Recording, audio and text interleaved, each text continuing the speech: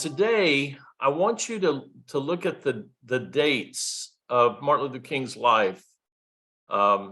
These are those distinctions on a headstone that you've heard from time to time. You've even heard famous, now well-worn poems about the dash that is really the significance in between. And today we're talking about that dash between 1929 and 1968.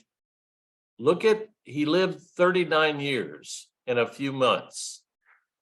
That's how long he lived. 39 years. He was 39 when he was assassinated. And you will see how full those 39 years were. But I want you to keep that in mind and keep his age in mind. Now we'll get into some of the facts and figures, and I'm going to go really fast.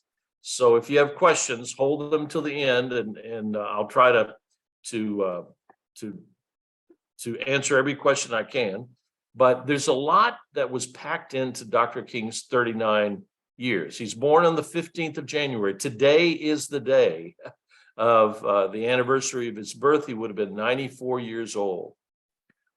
He's born Michael Luther King, and his father will change his name and his son's name to Martin Luther King in 1934. So he's 5 years old when his name is changed officially to Martin Luther King. He joins the church at Ebenezer at the age of 7 there in Atlanta, graduates from Booker T. Washington High School at the age of 15, and is given early admittance at Morehouse College, where his father knew Benjamin Mays, probably gave him a phone call and said, "My son's really smart," and he was admitted. He will decide, I'm sorry, I said he was 11. He was 18 when he decides for this vocation of ministry, and he delivers a trial sermon. How many of you, just kind of take note of that phrase, and we'll come back to it. Have you ever heard of a trial sermon? All right, we'll come back to that. He's ordained pretty much just a year, 6 months later, and appointed as assistant pastor at Ebenezer. So he's 19 years old, graduates from Morehouse with a BA in sociology, goes to Crozier, as I mentioned earlier, comes under the leadership and guidance of J. Pius Barber there at Calvary Baptist Church. He enters the School of Theology at Boston. 3 years later, he marries Coretta Scott King. He becomes pastor at Dexter Avenue Baptist Church. About a year later, he will graduate with a PhD in systematic theology from Boston University. Let me pause very briefly and say it was at Boston where he met, but he already knew about Dr. Thurman from Dr. Thurman's visits to Atlanta. Dr. Thurman knew also his father, but he gets to know him as a friend, as a confidant at Boston. He doesn't take courses from him because Dr. Thurman taught in the undergraduate school, and Dr. King was in the graduate school. But Dr. King would go over to Howard Thurman's house with his wife, Sue Bailey Thurman, and watch the Brooklyn Dodgers on TV in the World Series. If you can picture this, two of these greats sitting in the living room watching Jackie Robinson play and battle for the Brooklyn Dodgers. His first child will be born in 1955. Rosa Parks will sit down on December 1st and be arrested for sitting in the whites only section there in Montgomery, Alabama. He is elected. He's almost out of the room when he is elected. You know that kind of joke where he says, "God, don't leave the room, they'll elect you to something." Well, he's elected president of the newly formed Montgomery Improvement Association, which wasn't just sponsored by NAACP, but by the Baptist Ministers Union, by other groups, and by the common citizens of Montgomery who wanted to see desegregation in the buses there in Montgomery. We have a hard time understanding how that could have ever prevailed, but it did. And Dr. King was elected.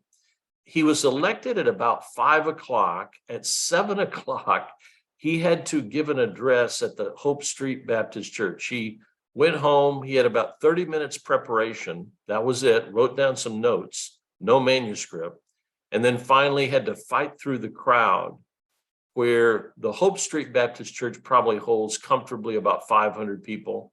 I think over 1,500 people were inside, way past, fire code, and another 5,000 people were outside.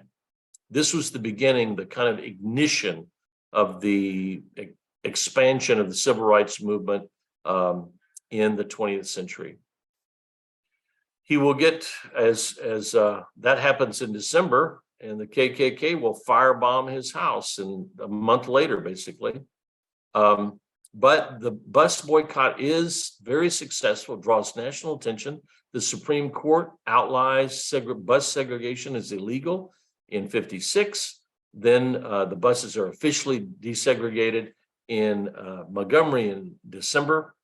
And in 57, he will become the first president for the Southern Christian Leadership Council, which, by the way, had as its motto and its raison d'etre the saving the soul of America. In May of 57, he'll speak to a crowd of 15,000, as you saw in that picture, in DC. His son, Martin III, is born in October.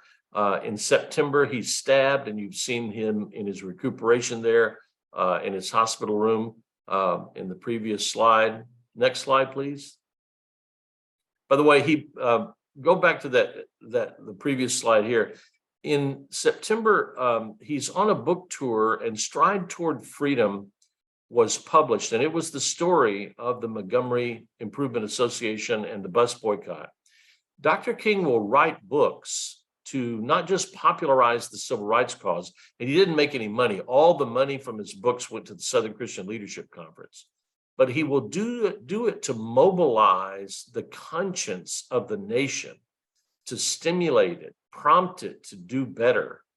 He is teasing out his fidelity to nonviolence and his ethics of changing the course of our country.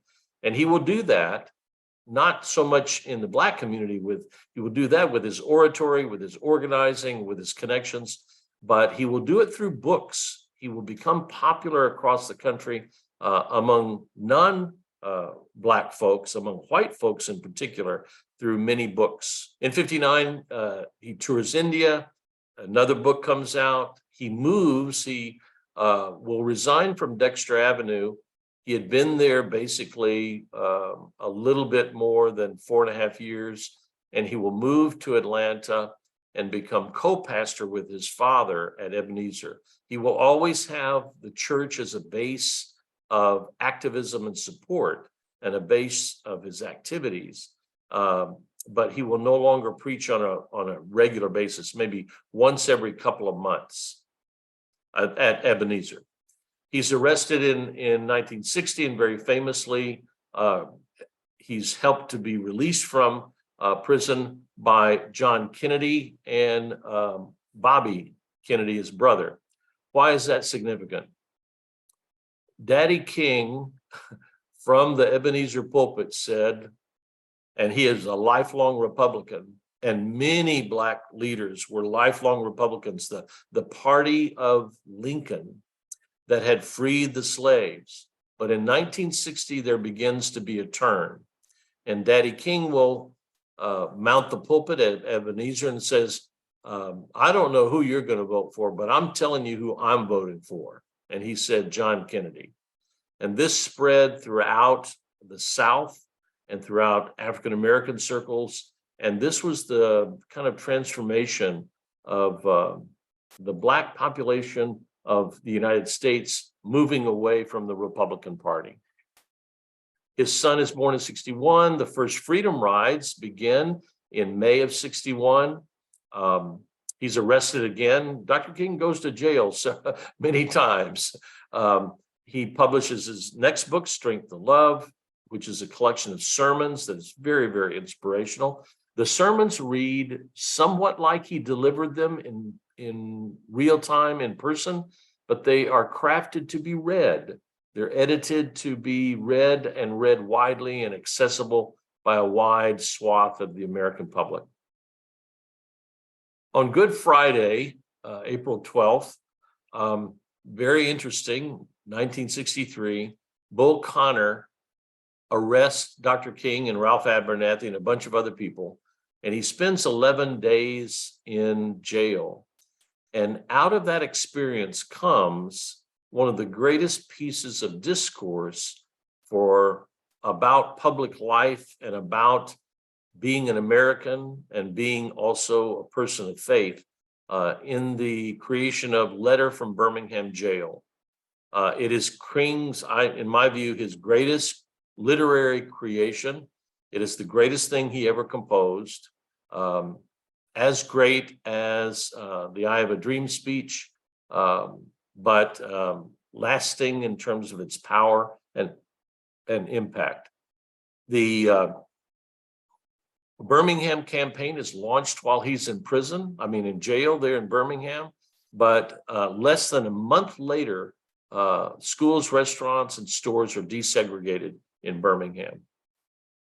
I mentioned the march in Detroit, June of 23. I said April, I'm sorry. June 23rd, 1963, he leads 125,000 people, accompanied by Aretha Franklin's father, C.L. Franklin, and then delivers the I Have a Dream speech in 63. In January, he's named let me not skip over this. He delivers the I Have a Dream speech in August 28th, 63. And then just less than a month later, on September the 15th, the 16th Street Baptist Church is bombed and 4 little girls in a Sunday school class are murdered as a result. Just think of the roller coaster of emotions, from the elation of King's address, the I Have a Dream speech, and extraordinary coverage all across the country. It was filmed, it was recorded, and it was one of the greatest orations in American public life. And then a month later, he's giving the eulogy for 4 little Sunday school girls. He's named Man of the Year in 64. He receives later at the end of the year, the Nobel Peace Prize. He's arrested again in Selma. He issues a call for people to come from across the country to, after the Bloody Sunday, known famously as Bloody Sunday, March 7th, 1965. Thousands of people come from across the country, and they begin a march from Selma to Montgomery, the state capital there. In 65, the Voting Rights Act will be signed into law, just as Bull Connor's famous turning on the hoses and the dogs in Birmingham helped to highlight the brutality of Jim Crow policies in the South. The bludgeoning and bloodying of John Lewis and other people who attempted to go across the Edmund Pettus Bridge and didn't get very far, maybe 50 feet after they crossed the river there, and that was publicized and broadcast on television station after television station, and that eventuated in this Voting Rights Act being signed into law in 1965. Next slide. He will try to do in the North what he did in the South, unsuccessfully, but he will nonetheless do it, and he moves into a tenement house in January of 66. Again, more books being published. In April the 4th, 1967, Dr. King probably reached the nadir of regard in the United States when he delivered a speech called Beyond Vietnam at Riverside Church in New York City. The civil rights movement, everybody except his closest confidants in SCLC, all abandoned him.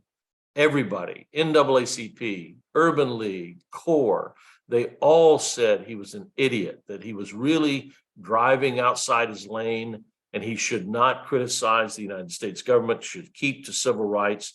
But he saw African Americans dying at a rate far higher than any other ethnic group in Vietnam. He saw it for the folly and the disaster and the catastrophe that it was. And he spoke out on April the 4th, 1967, 1 year to the date before he's assassinated in Memphis, Tennessee. He will announce the Poor People's Campaign, and this was going to be another march on Washington, and they were going to set up a tent city, which they did. They went through with it, but that was in November of 67. And then February 4th, he preaches a sermon called Drum Major Instinct, which Coretta Scott King, after King is assassinated on April the 4th, requests that they play a portion of that sermon, a recording of it, in the funeral, which they did. And it is a kind of self-eulogy, but it's not to be, it does not overshadow his I've been to the mountaintop speech in 68, that Friday night before he's assassinated on April the 4th. His funeral service is held on April the 9th. Ebenezer is a very small congregation. It probably holds maybe 400 people, maybe 500 with a balcony. Civil Rights Act is signed in 68, less than a week after his funeral. Ronald Reagan, who was no friend of the Kings and really no friend of civil rights at that time, or at least during his campaigning, will in 1983 have the national U.S. holiday proclaimed. It passes through Congress, obviously, it has to do that. And Ronald Reagan writes it into law. And then the first observance of it happens January 20th, 1986. Some of you may have been at the Municipal Auditorium here in Kansas City when that national holiday was observed for the first time, with Emmanuel Cleaver preaching actually at that moment. He has other awards, the 2004 Congressional Gold Medal to go along with the 1977 Presidential Medal of Freedom, and then the memorial erected in October of 2011. I point out November 29th as very significant because this collection of Dr. King's prayers had been held in trust and really restricted from public view for the longest time. And it finally was released, and Lewis Baldwin had written a book about the prayers, and then the prayers were edited by him and finally published in 2011. In terms of his stature, he's the leader of one of the greatest liberation movements the world has ever beheld, combining three grand attributes: wisdom from the African-American heritage, the profound depths of Christian conviction, the inspiration of his powerful oratory as a Baptist preacher. I'll come back to this picture a little bit later. That's from Atlanta after he received the Nobel Peace Prize. Dr. King's signal allegiances: sympathy for people from all walks of life, loyalty to the figure of Jesus and all of his precepts and principles, fidelity to the prophetic preaching tradition of the Black church, this steadfast dissatisfaction with the status quo, or what we call business as usual, of course, receptive openness to new ideas, new tactics, new insights, faithful practice of nonviolence, belief in the power of language, which he inherited from his African-American roots, but the power of language to transform hearts, minds, cultures, and societies. The results of Dr. King's consistent courage in the face of persistent opposition, civil rights legislation all over the place, national, state, local, the letter from Birmingham jail, which will stand as a testament to the best principles of American democracy and the striving for freedom, his prophetic position on Beyond Vietnam, expressed in Beyond Vietnam. He was able to help create with Gardner C. Taylor a new expression of American Protestantism, the Progressive National Baptist convention, which actually began here in Kansas City at a very raucous National Baptist Convention that ended up with one of the deacons being pushed off and dying as a result below the dais at the municipal auditorium. Perduring challenges to faith communities across the face of this country and hope for millions of people struggling to be free. His prayers and his prayer practices are revealed in these two books by Lewis Baldwin. The most, I think, significant of which is his own prayers, seen in the upper right-hand corner.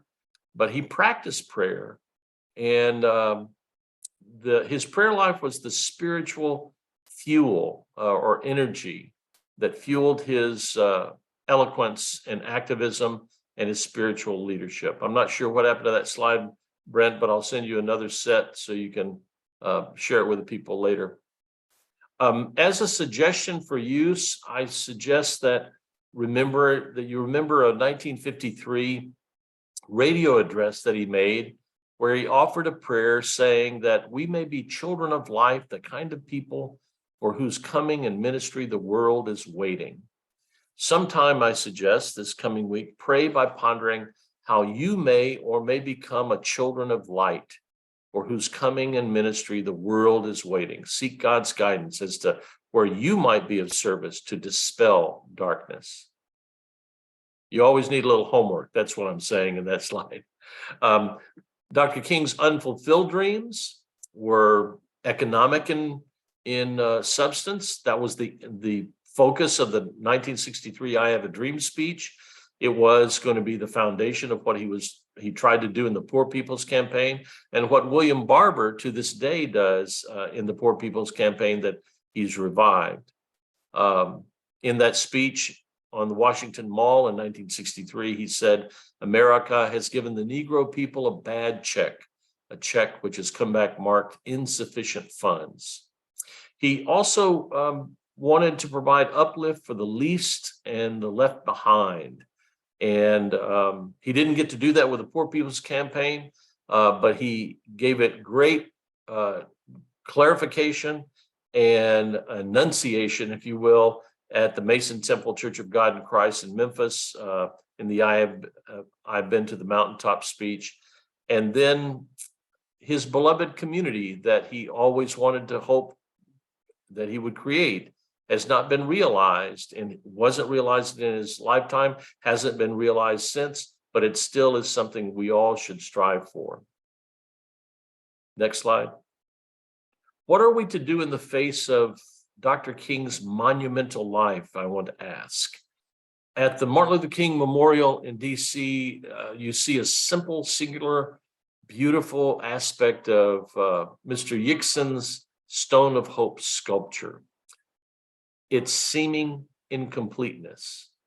And this is a picture when I was there for the dedication, and I can't remember what hurricane kind of blew it out and it had to be delayed later. I was there, I think it was Labor Day weekend, preaching at National City Christian Church, and it was also a day when the monument was going to be dedicated, but the hurricane delayed it until October. In this sculpture, we see that Dr. King is emerging from the granite, not yet free from it. It's as if Yixon is dramatizing the indisputable fact that while Dr. King's dream is indelibly, undeniably etched in our consciousness, the fulfillment of the dream is set to our hands. It's our responsibility now.